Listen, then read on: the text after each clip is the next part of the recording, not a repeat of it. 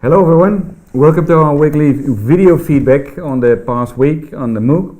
Well, this week you were learning about all the constituents inside the sewage that we have, and as well you were you were dealing with the primary steps in sewage treatment as we have in the Netherlands. Now, with all the constituents that we have, you do realize what you have to get out of the sewage before you can discharge it or eventually reuse it.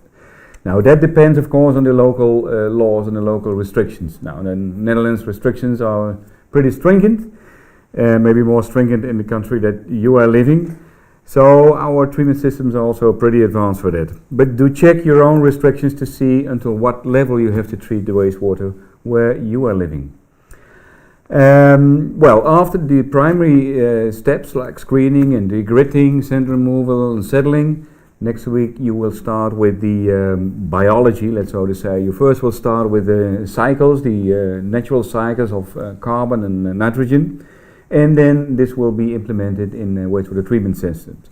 Now that will be explained of the coming week. Looking to the forum, we had some questions on the forum, although some years we have a more vivid audience, so we would like to encourage you to put your things on the forum so that we come together and discuss it before the camera and amongst yourself, of course. That the more the better. Some questions on the forum that we have now. There was one question whether the climate change would impact the BOD-COD ratio. Well, climate impact, I guess that you are meaning temperature increase. Well, if the temperature increase, also the rate of biological conversions will increase. But I think that you are referring to the BOD-COD ratio inside the sewage system, so from the sewage itself. Well, as I mentioned, the higher the temperature, the more conversion of biomass, and maybe the BOD-COD ratio will drop a little bit before it reaches the treatment plant.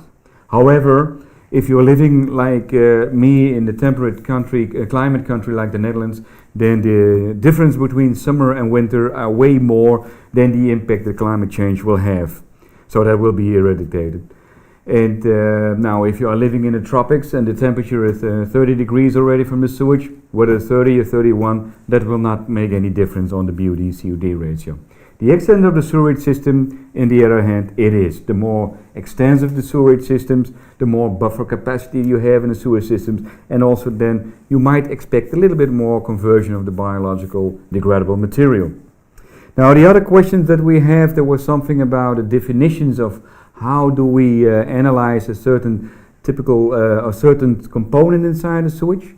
Question was dealt with now the filterable fixed solids, how do you assess them?